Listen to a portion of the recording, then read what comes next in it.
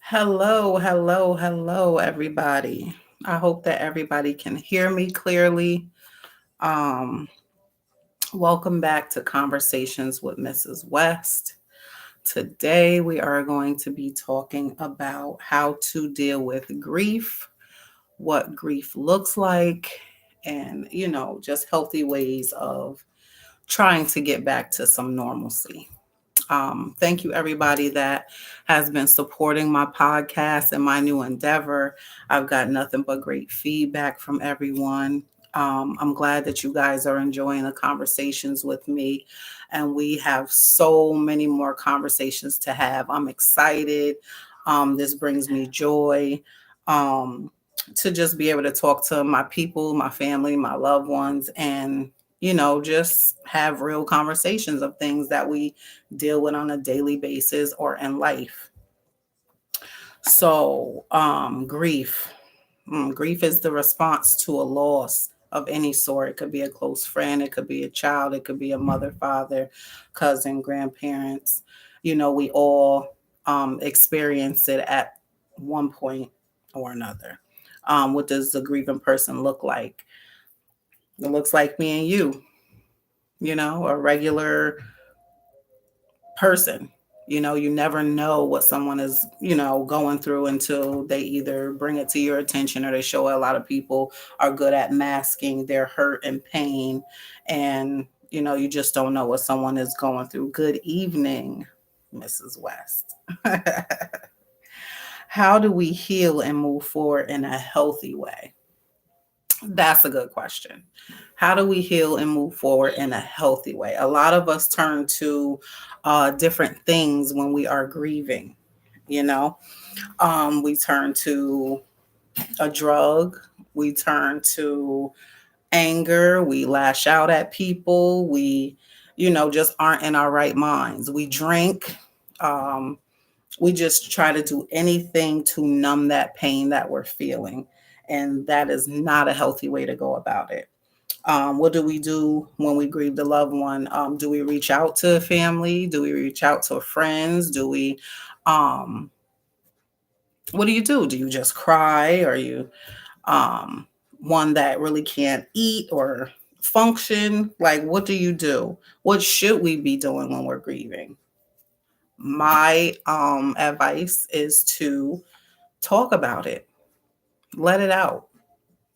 Reach out to your family, reach out to your friends, reach out to loved ones that maybe understand, have been through something that you're going through, but don't hold it in. It hurts you more. You don't want to hold it in. You want to express yourself. You want to get it out, and you want to be able to heal and move forward. That's the end goal. Um, how long does grief last? Excuse me. There is no time limit on grief. If you lose someone that is near and dear to your heart and you love them and you care about them, there is no certain time limit to your grieving. Some people that may not understand what you're going through or what you've been through will say, oh my God, like, get over it already. If you've never been in that situation, you cannot tell someone how long they should be grieving. You just can't. If you don't understand, you have never felt that pain, you don't know what kind of loss they took with this person not being here anymore, you have no right to tell them how long they should be grieving over a loved one or someone that they've lost. It's just you just don't know how long it's going to be. You don't, honestly. Um Support is very much needed of grieving. Like I said, you can reach out to your friends, you can reach out to a close co-worker, you can talk to your kids about it. Maybe they understand, maybe they're old enough to understand, maybe they're not. Um, Anybody.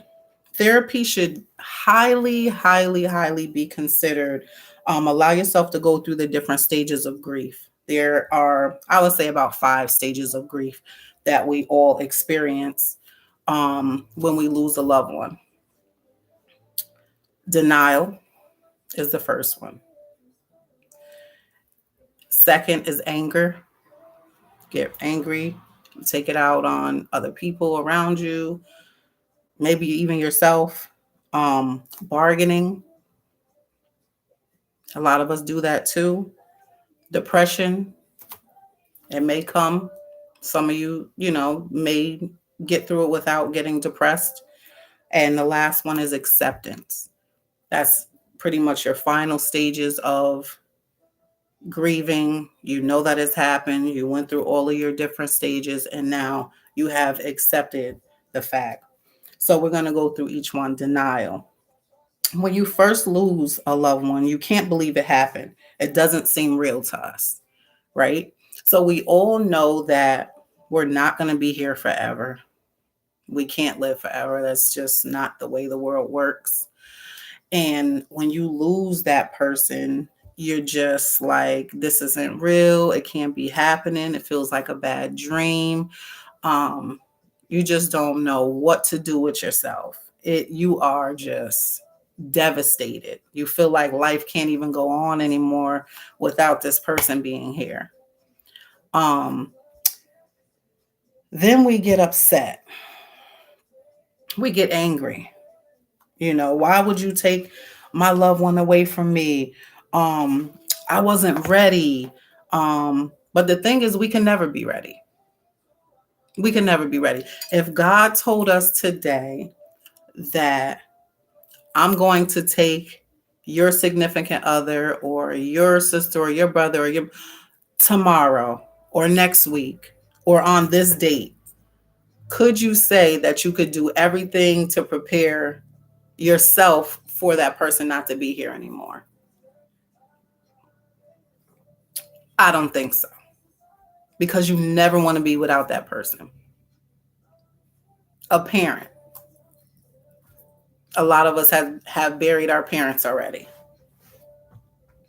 And our parents always feel like we should be burying them before they have to bury us. I can agree to a certain extent, but that's just the way you would think of it, being like, oh, they're older, they live their lives more, they've done more, they get older, you pass on, da da da. Some people don't even make it to an age that you thought they would make it to. So that's the kind of thing that kind of it just doesn't settle well with you, because it's like, how, why, you know um then we start to say things like, I'll do better if I can, if they can just come back, if only if I could just do something different, or it should have been me instead of them. We say things like this when we're upset and we're trying to bargaining comes from a feeling of helplessness. you know um you don't know what to do. You don't know what to say. Your mind is all over the place. Your thoughts are all over the place. Um, and sometimes, like, you go back and forth between the different feelings. You go from bargaining to, all right, I know it's all right. It's fine. I'm going to accept this. But you don't really accept it, because you're still trying to bargain, and you're still angry, and you're still in disbelief. So you really haven't gotten to the acceptance part of it yet. We tend to reflect on things that we said that weren't so loving or kind or nice. You know, um, like, dang, that last conversation that I had with so and so, I should have never said that, or I should have never did that. That's why it's very important also to be careful what you say to people. Say things that you mean and mean what you say. So be careful what you say to people and how you say it, because you never know if that's the last time you talking to that person, or you're going to see that person or whatever. So always be careful. You want to think before you speak. We tell our children that all the time as well. Think before you speak. And us as adults, we have to do the same thing. We got to think before we speak. Um, the depression phase, it creeps up on us. You don't even know what's coming sometimes. We don't want to talk. We lose interest in everything. daily things. You lose interest in getting up, going to take a shower, brushing your teeth. You lose interest in going to work. You are really blah with the kids. Um, you're unmotivated. You just feel so drained, like the life has been sucked out of you. That's depression. You don't want to go outside. You don't want to get out of bed. You don't want to get dressed. You're drinking all the time. You're using other things to like suppress that hurt and that pain that you're feeling behind losing that loved one. And yeah, it hurts. It hurts. It hurts. We, like I said, we've all lost somebody, and there's no easy way around grieving. There's nothing that you can do to just overcome the way that you're feeling behind losing a loved one. It's hard. It's hard, and it's a daily process. It's a daily struggle to just get through your day. It really, really is. We cry a lot. We're asking God why. This is just a dark place for us. So you don't want to stay in that dark place, because the longer you're there, the harder it is to come up out of it. It really is. It really is. Lastly comes the acceptance phase. We are not over the grief of the loss. We just are present in our mind and in our thoughts. And we know and we realize that it's real. They're really gone. They're never coming back. And we can't change it. And that's okay. This is where we try to pick up ourselves and continue on, move forward with life, doing our best to normalize everything once again. So, um, with grieving, I feel like it's very important to look into getting counseling. Um, a lot of people are not, really into getting counseling or talking to someone about their feelings, or maybe someone will understand where you're coming from, or you never know. Therapists have been through deaths. Therapists have been through grieving. Therapists have been through many different things that we go through in life, and they went to school and they got their degrees to help us figure out better ways of coping, better ways of understanding, better ways of just getting through our everyday life, getting back to the normalcy, like I said. They're not going to fix everything. They're not going to take away all your grief and pain and heartache. Excuse me, but they will help you. That's what they're there for, to help you. I say not only get counseling, but maybe start journaling. I journal myself. I started journaling maybe a year or so ago. Um, in the beginning, when I lost my mom, I didn't really want to. I didn't really want to write anything down. But I feel like even if you don't want to write your thoughts down of how you feel and all that stuff, you can also make it a letter. Make it a letter to the person. If it's your mom, make it a letter to your mom. Write how you feel or what you would like to express to her. If it's your dad, or if you're whoever it is, make it a letter in letter form. So it's like you're talking to them, having that conversation that you wish you could have if they were here. If you want to tell them about your day, if you want to tell them about your relationship, if you want to talk about how hurt you are because they are no longer here, express that. Yes, Heavenly. Therapy is amazing. If you're not a person for therapy, like I said, try the journaling. It's helping me. It may help you. Um, you can talk to God. You can write God a letter and talk to him, and tell him how you feel, and I'm sure he knows how you feel. He's God. He knows all. He sees all. But this is for um your healing. You're moving forward, getting back to your so-called normal life, after this traumatic experience that you have experienced. And it's like our kids are experiencing more deaths now than when we were younger. So it takes a toll on them as well, losing their friends, losing cousins, losing aunts and grandparents and stuff. Like, I was speaking to, well, I talk to my wife all the time about this, but I was speaking to one of my good friends, and I was telling them about, how I think is different raising kids without grandparents, like the grandparents we had. It's really hard. It's really hard. um they don't get that love. They don't get them gems that our grandparents dropped on us, telling us about the real world and how life is, and even about cooking, or about saving money, or about just being together as a family.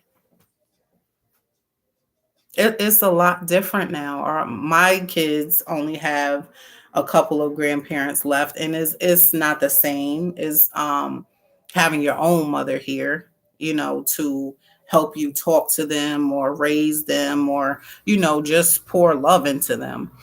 Um, they don't have that guidance. A lot of the grandparents now are younger, so that kind of changes the relationships between the grandparents and the grandchildren. A lot of the grandparents, they're trying to stay young. They want to party and hang out and all of that stuff. And you know, when I was growing up, the grandparents were in the house. You were staying the night with them. All your cousins was over there. Y'all hanging out. The grandparents are cooking. They're inside, making sure that you're safe. It was no partying and going out to the bars and the clubs with your grandkids. It was none of that. It was none of that. It was real old, yeah, real old school stuff. Yeah, grandparents were the glue that held the family together. That's absolutely right. And when those grandparents passed away and went on to heaven, a lot of things changed. A lot of things changed. We definitely, you know, are missing that. And today, in our community, in our Black families, we are missing the grandparents that, our kids could go confide in and get that love and nurturing and stuff like that. So that's a big part of it too. Um, our kids grieve just like we do. When our kids lose friends to like gun violence, or to car accidents, or to um, illnesses that young children have, or whatever, they grieve just like we do. We have to make sure that we check on our children. We have to make sure that we reach out to them. We let them know that they are loved, hug on them, kiss on them, and just be there for support. Some, if you got sons, maybe they are not like the kind of young men that want to show their emotions or cry or whatever the case is, but check on them, hug them, tell them that you love them, tell them that you're there, tell them that they can confide in you, be their support system. Just do random checks. You ain't even got to, oh, I'm about to pop. No, just pop up. I just came to check on you, make sure you're all right. It doesn't take much, because they go through things just as well as we do. Um, Grieving is such a, it's so heavy. It's so heavy. You could be doing you could just be sitting there watching TV, or you can be at work and just working, and you might hear a song that reminds you of the person, or you might smell a scent. Somebody walk by and smell like something that you smelled on the person that you lost, and it can just trigger a whole emotional roller coaster.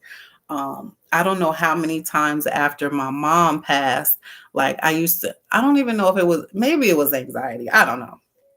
But I used to have like Maybe it was a panic attack. I don't know. But I used to like get really anxious, and I would get so emotional, and I would just have to, excuse myself away from my desk for a little while. And I just like couldn't pull it together. Like it was so freaking hard. So freaking hard. It's still hard to this day. Many times, many nights, many mornings that I wake up and it just hits me again. Like I can believe it. I believe that my mom is gone. I know that she's resting peacefully in heaven. But do I miss her? Hell yeah. Would I like to have her back? I wish I could. But this is reality. This is life. We're born, we pass. And it's what you do here between the time that you're born and between the time that you're no longer with us. You go to heaven or hell, wherever you're going to go, because I don't know. I've been saved, so I pray to God that I will be going to heaven. That's the time that you have to accomplish whatever it is that you want to accomplish, to leave your mark, here in the world with everybody, with your friends, your family, your loved ones, whoever, your children. That's the time you have. None of us know when it's going to be. None of us know. You can never prepare because you don't know when your last breath is going to be either. But we have to get the proper help for grieving, because if you're grieving, you could take it out on the people that's closest to you, your significant other, your children, just Smojo down at the grocery store. And it's because you're grieving and you haven't felt a healthy way to outlet that anger or frustration or that, those emotions, and you start to take it out on people and they're like, whoa, you're bugging. You're bugging. So you have to do things in a healthy manner. Reaching out to people, talking to people, seeking counseling, journaling, meditation, long walks, long drives, sitting by yourself, just crying, letting it all out, going to church, reading the Bible, praying to God, asking Him for whatever it is that you need at the time. That's all a part of healthy ways to grieve, healthy ways to try to move forward to get to normalcy. We want to think of healthy ways. We don't want to do things that's going to put us in the hospital or, make us ill. We don't want to do any of that. We want to get better. We want to be able to deal and cope on a daily basis without the extra things to try to numb and suppress the pain. No, we want to feel that pain. You should allow yourself to go through every ounce of those emotions that comes. If you're feeling angry one day, let it out. If you're feeling sad one day, let it out. Just be honest. Be honest with yourself. It's okay not to be okay, but do something to get help. Do something to move forward. Do something to be better. It's okay not to be okay. I'm not always okay. And I know that, and I'm okay with that. But it's how you deal with that and what moves you make to get better and come up out that rut. That's important. You want to be better. Um you want to at least get to the acceptance of the person not being here anymore. You want to be able to accept it, to realize that this is real life, this is what's really going on, and you want to be better. Reflect on all the good memories that you had with this person. Look at pictures, watch videos, get with your family, have conversations, laugh. Because 9 out of 10 times, I'm sure that's what your loved one would have wanted. They don't want you to be sad and depressed and crying all the time. At the end of the day, they are not here anymore. They will want you to carry on with your life. And me, I'm at a point in my life where I accept that my mother's not here anymore. Yes, it still hurts. Yes, I still have my moments, but I just want to continue to move forward and make her proud of me. She always told me how proud of me she was already, but I want to continue to make her proud, my Uncle Rassam proud, my grandmother Louise proud, my grandmother, my dear proud, my grandfather, I want to make all of them proud of me. So I have to keep pushing. I don't want to let my children down. You know what I mean? I want to just continue to move forward. And I must say, it is not easy. It may look easy. It's not. It's not. It's a daily struggle for me. A daily struggle for me. Grief is real, but I refuse to let it take me.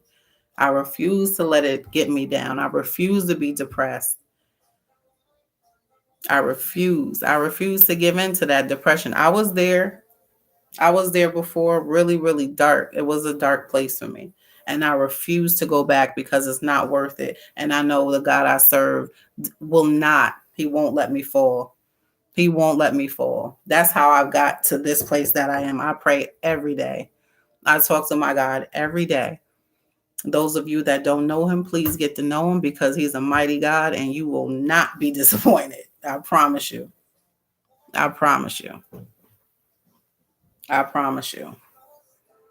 Some days I wake up in the morning, I'm just like, that'd be the first thing that pop in my mind is like, my mother is really not here. Okay. But then I also think of the conversations that we had, and I hear her voice in my head talking about, it's all right. I love you. You got this. I'm proud of you.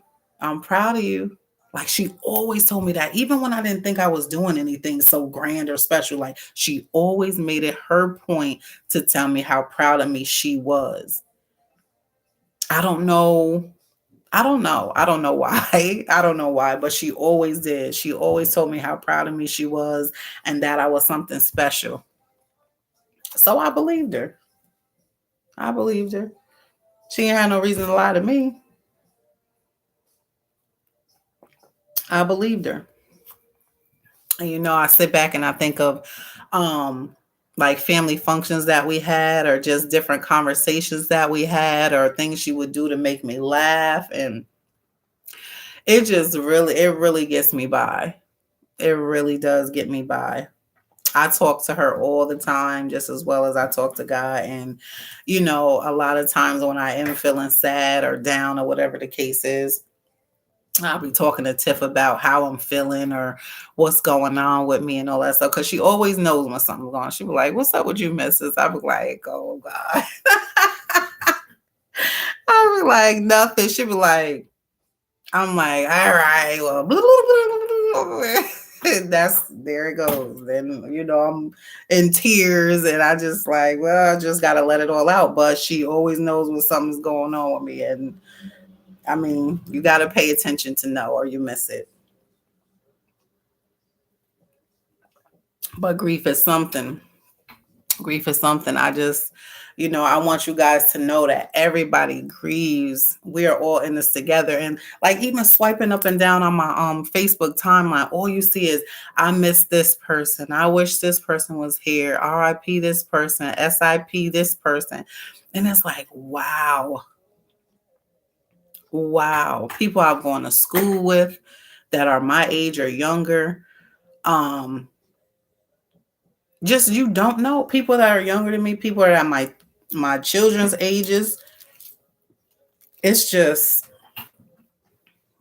you just never know. You don't know. You could speak to somebody one day and then the next minute they're no longer with us. You're attending their services. And it's just how life goes. There's no other way to put it. There's no other way to put it, you guys. But it's okay to grieve. It's okay to feel like you can't do it. But don't give up. You got to keep moving forward. One foot in front of the other, one day at a time. One day at a time. That's all it takes. If you feel like you can't make it, reach out to somebody, call somebody that you can depend on. You don't have to go through it by yourself. You don't. You don't. If you wake up one morning and you're feeling down and you're feeling like, oh my God, I just can't do this, like get on your knees. Start praying. Get on your knees and start praying. Because I'm going to tell you this. As soon as you get on your knees and start praying, he's working it out. He's working it out. God did not bring you this far to just let you fail or just neglect you or turn his back on you. You got to give it to him. You got to give it to him, and you got to believe and know that he is going to work it out for you and things will be better. You will not be stuck in that place forever. You will not be stuck in that place forever. I didn't think I would be able to get out of it. I promise you. I was like in a real nasty, dark place, and I felt like I had to put on this front and act like I was okay because I don't know. You just don't want everybody to know that you're sad, or you want to look weak.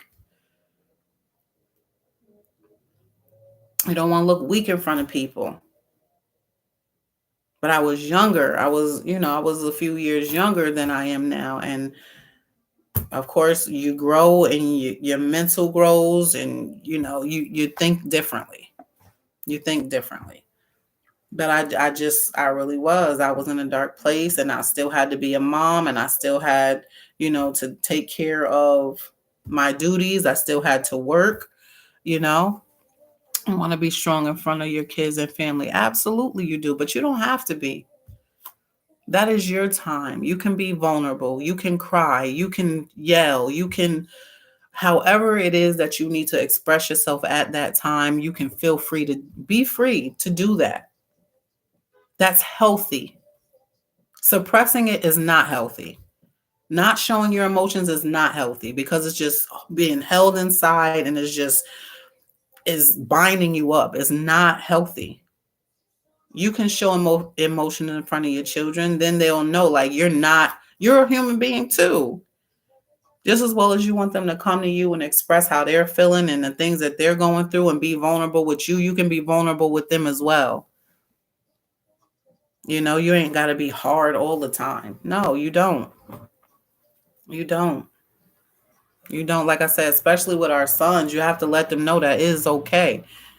Because these young men are being raised like, you got to be tough. You got to, you can't cry. You can't be vulnerable. You can't be emotional. No, I want my kids to know that you are a human being. You are a man, and men are vulnerable at times as well. They cry. They show emotion. That doesn't make you any less of a man.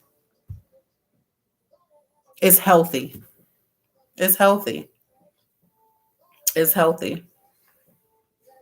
I mean, I can't express it enough. And I thought of something today too when I was at my job.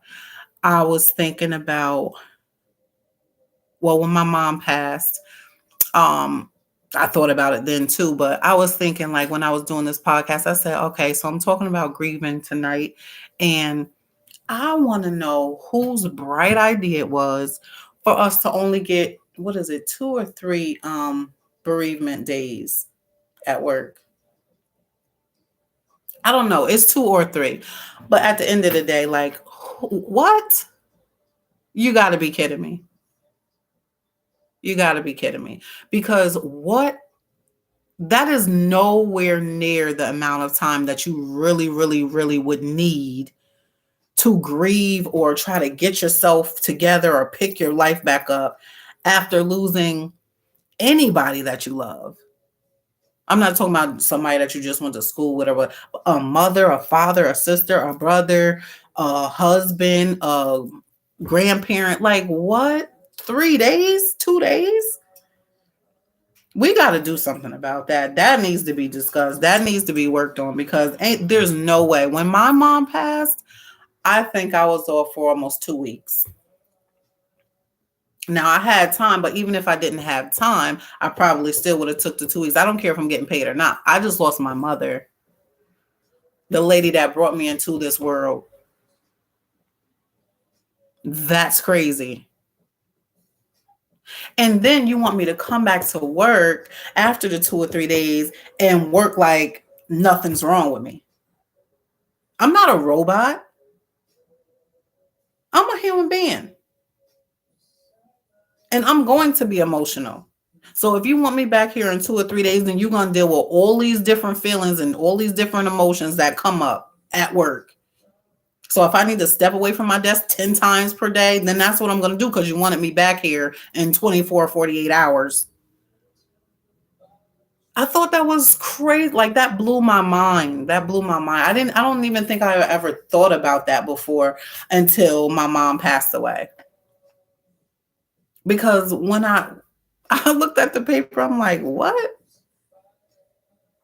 But I must say, I mean, I know it's not my manager's decision, or she didn't make the protocols and the rules and regulations and all that stuff. Every facility moves different, you know.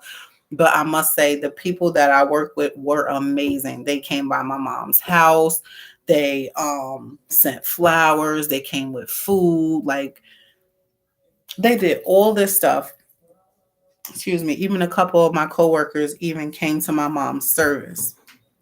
Like I can't say I do feel very much loved at my job, but 2 or 3 days,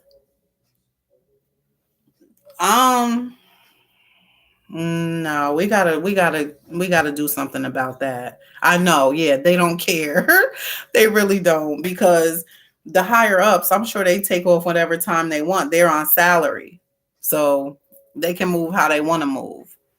But for us little people, there has to be a better way. There has to be something has to change with that. Like I don't agree with that at all. So you mean to tell me if someone loses their child, they have to be working 2 or 3 days? How does that work? Loss is big enough, then you have to put your child to rest or your parent to rest. Like that is a big deal. That is a big deal. That's why I say counseling, yes, it's very, very, very strongly advised, but also like what I don't even know how, like, what do you do if somebody comes back to work after their 2 or 3 days and they're grieving or going through whatever, and somebody says the wrong thing and you react in an unprofessional manner, and now you're being written up or sent home, whatever? Whose fault should that be? I want to hear what y'all got to say. Whose fault should that be? So, if somebody lost their mother or father or one of their children, and the rule is come back to work 2 to 3 days after you've lost this person or buried this person, and someone says the wrong thing to them or something happens and they react, who's responsible?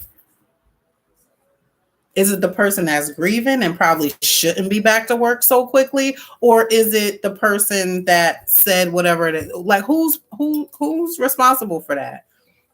So many valid points. Unfortunately, they are going to say it's our fault. Of course, they're going to say it's our fault. Of course, they are, because you had a choice. You chose not to walk away. You chose to say whatever or do whatever. So it's your fault that the situation went the way it did, right? But I'm going to say that it's not your fault because they don't know what you're going through, or how you feel, or your state of mind. That's why you have to be careful of how you talk to people. and how you treat people, because you don't know what they're going through and you don't know their state of mind. They can look at you, they can smile, they can say, "Hi, how you doing? Have a good day." You say, "Hi, how you doing? How you feeling?" "Oh, I'm good. I'm good." They had to come to work 2 or 3 days after they buried a loved one. What state of mind would you think that they were in? I actually went through this at my previous job when my stepson passed. They were calling me, asking me to come into work because they were short. I quit that day. Kudos to you. Kudos to you. You should have. How disrespectful. How disrespectful. Like that child's life didn't matter. You want to call me because you're short? How disrespectful. Why would you want to work for someone like that? They don't understand this. I've experienced this and I was sent home because I was crying so much. However, that was with no pay. So I had to suck it up and come back the next day. Terrible. Did you try going to HR? Did you try speaking to somebody? Because that's unacceptable. If you want us to come back in 2 or 3 days, you have to take what comes with that. You can't expect everybody to be like, "Oh, I cried. Now I'm back." We're not robots. We are human beings. We have feelings. We go through emotions. No, absolutely not. That's not right. It's not right. I bet you it was the best decision you ever made. That's crazy. No, they don't care. They do not care. You're right. They don't. And it's sad to say, but they don't care. They don't. You got to pick and choose wisely of what you're going to tolerate, what you're not going to tolerate. If you want to work with somebody that would act that way towards you, act like your family doesn't matter, act like you don't matter.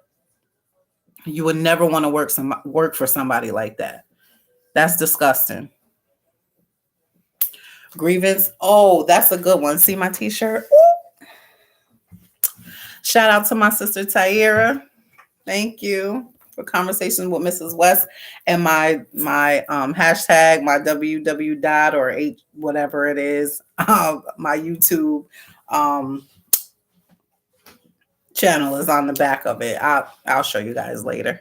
But yeah, I agree with you. I feel like grievance should definitely be under FMLA. Because when my mom was sick and I was going to her chemo treatments and stuff, every week, me and my sister would rotate and do that. I definitely had FMLA because I had to take time away from work and it kind of held my position. So I really think that grievance should be, especially if, like I said, it's someone close, like mother, father, sister, brother, stuff like that, husband, wife. It definitely should be under FMLA because you don't know. You just, like I said, there's no time limit on grief. You just don't know how much time you're going to need. Like I came back after 2 weeks and I still wasn't ready to come back to work. I probably could have took off 2 months. I don't know if I would have been ready then either, but it's just like we need more than 2 or 3 days. Nobody grieves over somebody in 2 or 3 days and just go back to normal like nothing ever happened. That's not normal. It's not normal. Or if you're not going to give us more time off, give us a space where we can go and like clear our minds and have that time to cry, like a Zen area.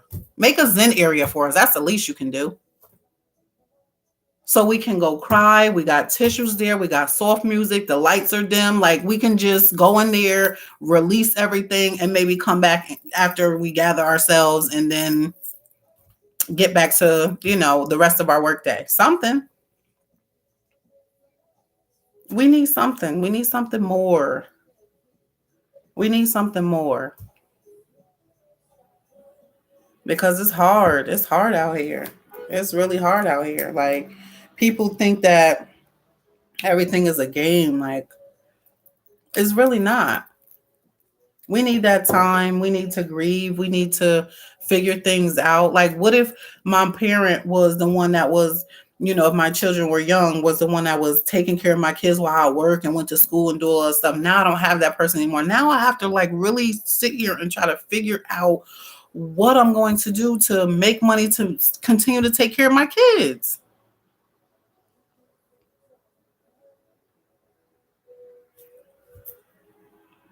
It's not like it can be a life altering thing for people. It already is life altering because they're not here anymore. But what if they were like your sole support system? That's even more pressure on you. That's even more stress on you.